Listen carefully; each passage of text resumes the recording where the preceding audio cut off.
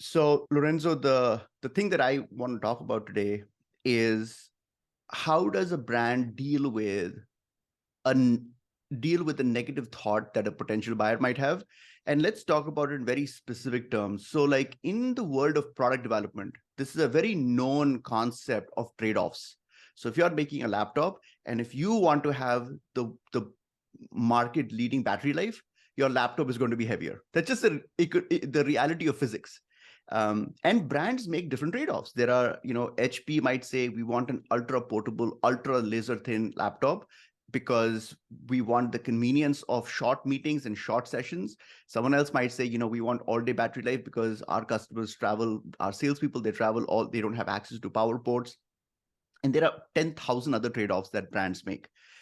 Now, the challenge becomes is that a trade-off can be viewed as a perceived weakness. So when a consumer is buying, the fact that you have a low battery life is a perceived weakness. But it's not just the trade-off.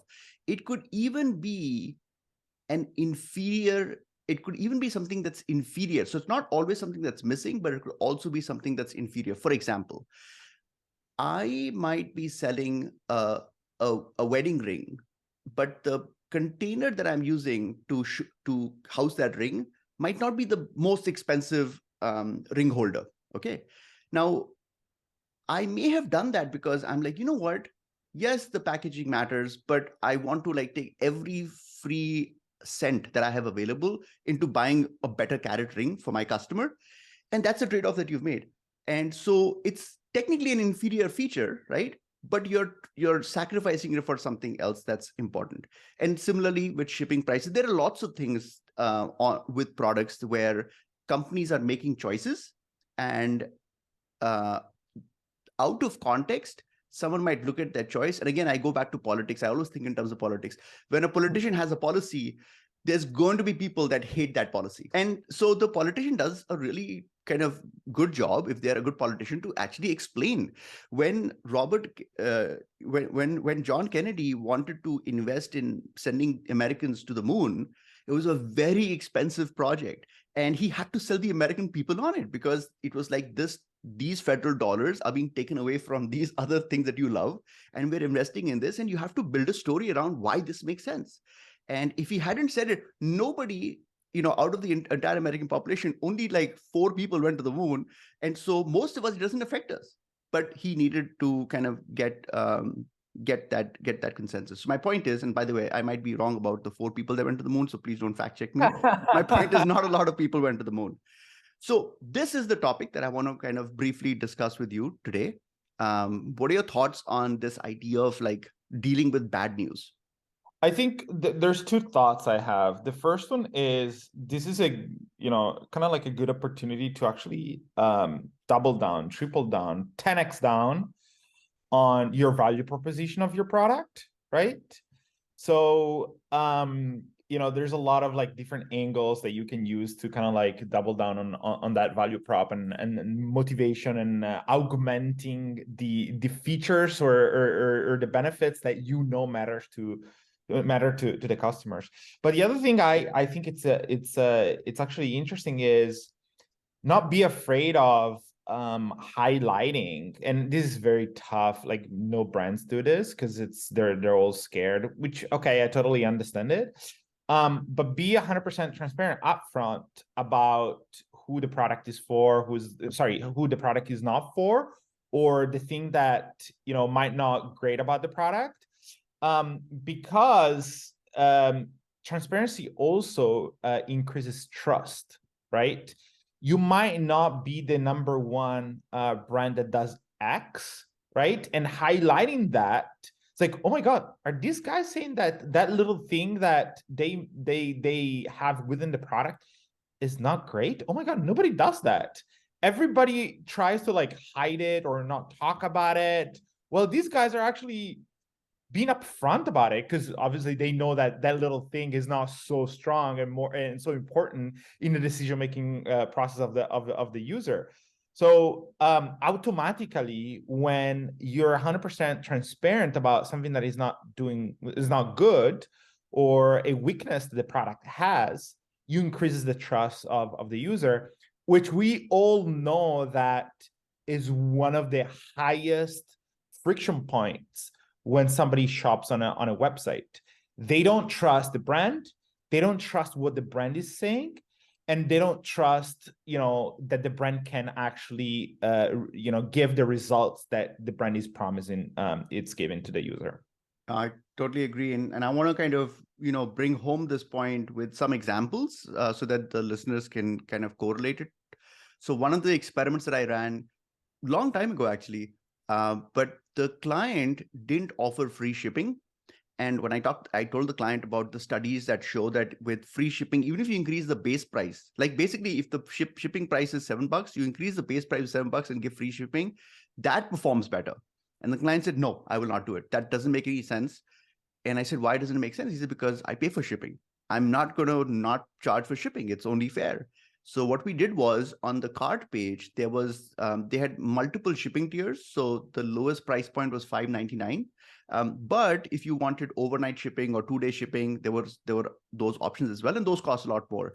Now, our thought was that someone who's selecting 2-day shipping or overnight shipping is really price insensitive. So forget them. So we didn't show any message for them. But if in the drop down, you select the lowest price point, which is the $5.99, when you select that on the cart page, we showed a link that said, why isn't shipping free?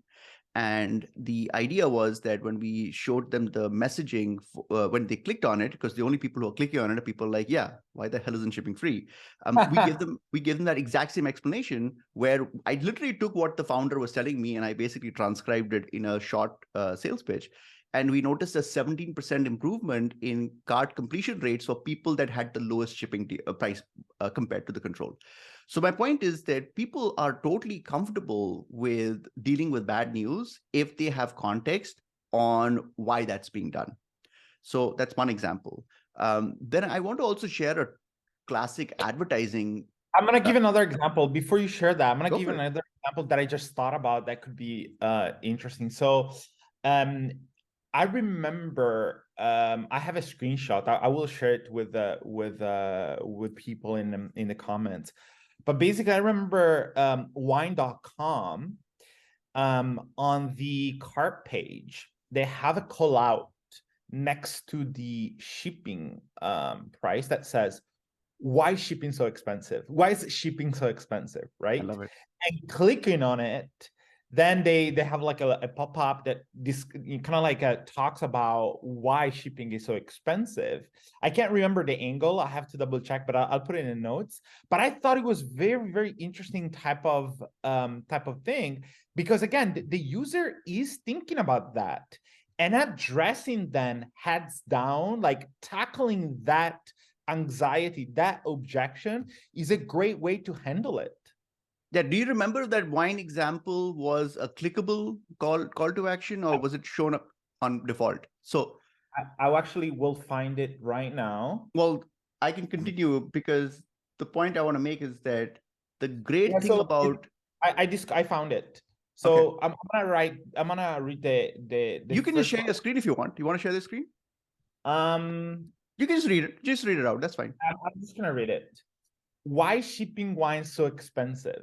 And it goes ahead and says, the cost of shipping wine can come as a bit of a shock.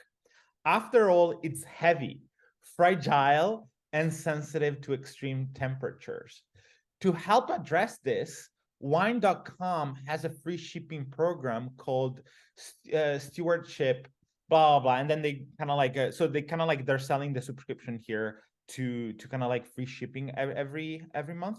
But I thought it was a very interesting angle to address the fact that shipping is expensive in one industry. Yeah, and I mean, this does a bunch of things, right? I mean, they probably are increasing subscription rates by doing this, because people are like, oh yeah. And then the great thing I love about clickable call to actions, Lorenzo, is that it gives us two sets of data. It tells us what proportion of people actually care about this, right? Because if people don't click on it, they don't care about it. And then it also tells you, by segmenting out the pitch that they saw, what impact that had on conversion rates. And so if the number of people that are, if the people that are seeing the pop-up actually have a low conversion rate, like let's say your average conversion rate, it's much lower than that, then clearly your explanation was unacceptable to them. It really aggravated them. So you go back to your copywriter and say, okay, how do we spin this? And so to me, that's so much better. Like that's so much better than having like a hippo in the room say that, let's avoid this point because people don't like it. Yes, maybe people don't like it, but we haven't tested all the treatments that will be the most comfortable. Another story, so I want to share this billboard idea. So Yeah. the number two car rental company in the US was Avis.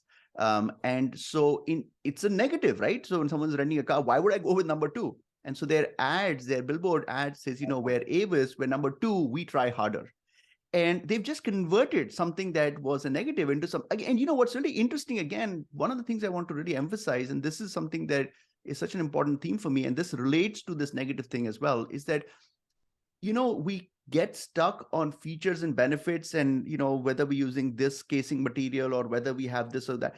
Ultimately, I believe products are a manifestation of a point of view, a philosophical point of view. Product designers have a philosophy. All companies have a philosophy. So I think one of the best ways to get people over an obstacle is to actually do it from the perspective of point of view. Because when I saw that billboard, I thought to myself, I'm imagining someone who is number two and working hard to go to number one position. We can all relate to that. And it makes you want to support them more than, so normally I would always pick the number one person, but just because of the fact that they played to my psychology, and I just thought it was very interesting. And so I see no reason why an idea like this would work on a billboard, but should not work for e-commerce, where we can do 10 times as much testing. So the basic topic of today's discussion was this idea of negative thoughts, but I think you have something to add. I have a question. Maybe this could be another video, but do you have any technique on how to come up with this way to actually handle this kind of objection that is going on in the user, right? Like, for example, we try harder headline and slogan that they had in the ad. I wonder how they came up with that. Like, have they gone through like a process in order to figure out what their positioning is for being the second one in the market for that ad? Like, I would be super interested to learn these kind of things, because one technique that I think could be interesting is take a look at the reviews of your competitors, right? And trying to understand, like, maybe you can talk about some stuff that are not good about your competitors, but that you're doing good. So, for example, let's say, like in the case of Avis, let's say that you find a review that says, I don't care if they're the number one, they need to get their shit together, they're lazy, blah blah. So that could be like, oh my god, that could be like an insight that you can spin into the positioning. Right. So I wonder if there are some sort of like techniques or methodologies or processes that you are using or you've used in the past. I mean, for me, the way a lot of the ideas that I come up with are just kind of inspirational. I think it just is a nature of being a spin doctor, where you're saying, okay, they're number two, how the hell do I spin this? But a lot of it also comes from interrogating the client. So I will challenge the client and I will say, why isn't shipping free? This makes no sense. And the client says, well, for this reason. And I'll keep on probing them. And eventually I actually come up with something where I'm like, oh, this kind of makes sense. Very seldom do brands do something arbitrarily. It's usually, now, of course, sometimes the client might say that I'm doing this to have greater profits. Then I can probe them further, because the profit angle, you cannot sell the buyer on. You cannot tell the buyer that we're charging more for shipping because we want to make more money. But you can probe them further. See, the thing is, this is the magic of, but why does this matter? Sequence of questions. So you say, why does this matter? Eventually, the client would probably say something to the effect of, hopefully, that we want to make more profits so we can actually have even better quality products, something, some kind of story there, right? And then you kind of spin that and say, okay, we really care about, for example, I'll give you a perfect example. Like, if I was a SaaS company, for SaaS, when a company switches to a SaaS product, even though they have made it seamless and, I can move from MailChimp to Klaviyo fairly easily, it's still a pain in the butt. It's still a very complicated switch. A lot of people that want to move from MailChimp to Klaviyo will spend years delaying it. Similarly, moving from Klaviyo to MailChimp, right?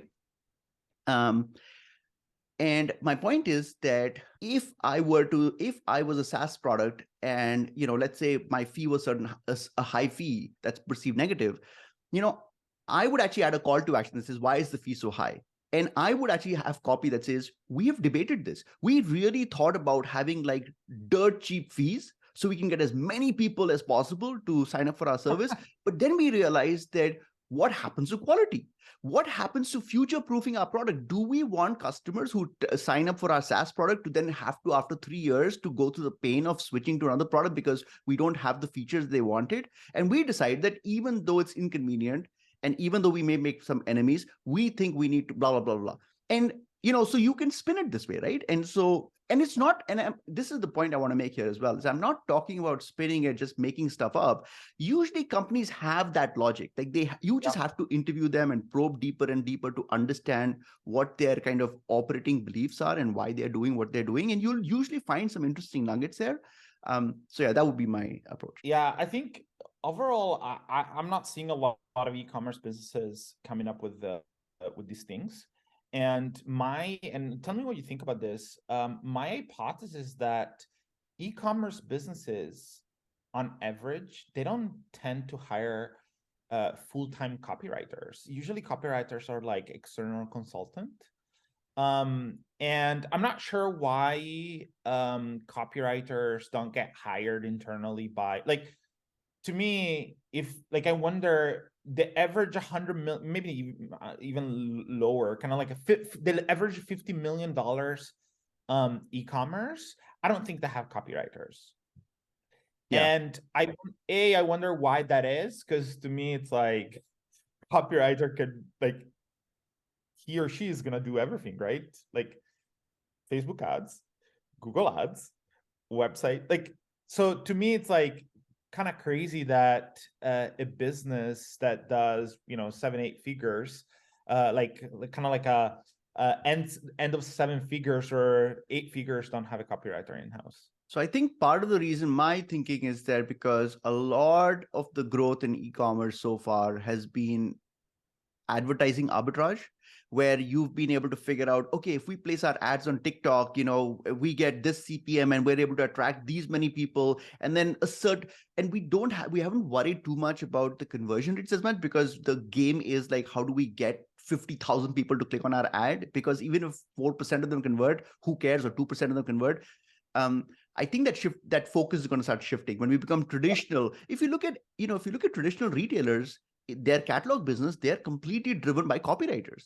So clearly, there's room for these kind of copywriters. But I think because e-commerce has become, at this point in time, it's about finding a niche. It's basically a smart entrepreneur saying that, hey, listen, the Ninja air fryer is really, really popular on Amazon. How do I make my own branded Ninja air fryer? How do I put together like a crazy YouTube ad that's kind of like this, crazy ad? People will see it. It has virality. I'll have enough people clicking on it where even if, a small percentage of them buy, I have a good business and I can outsource customer service. I can, so essentially I'm not holding costs. If you have that business model, then hiring a copywriter or having a copywriter, you're not thinking about that because you're distracted by all of these things. But I actually think that maybe this is a topic for another video, but to me, it's like, it's easier to hire a copywriter that handles Facebook ads from a campaign management perspective, or Google ads or email marketing campaign, than doing the opposite, hiring a Facebook ads specialist and turn that person into a copywriter. I think it's like 10x more difficult. But think about the founders who are starting these companies, right? Many of these founders were either working in a company where they were working with a client where there was this massive like growth niche that they found, and they're like, hey, I can do the same thing. Or maybe they were selling on Amazon, and they really grew their business. So they had that mindset. Very few copywriters are saying, let's start so I think, I think when brands start doing more traditional advertising, they'll realize that there's the whole different. So I don't know the answer to this, but I think that might be part of it. But I do think it's changing. I do think 5 years from now, it's going to be a lot more, copywriters, the stock price of copywriters is going to go up. So anyway, this is the topic for today, to discuss, how do we deal with negative thoughts? And I think there are 2 paths available to us. To recap, One path is to pretend like people don't have negative thoughts, which is totally wrong.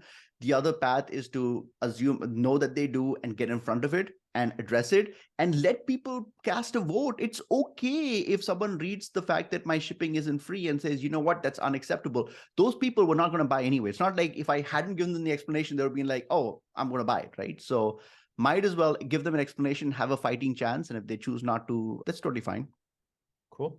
Awesome. All right. I'll see you guys soon. Yeah. Thanks for your time, Lorenzo. Take care, guys. Ciao, ciao.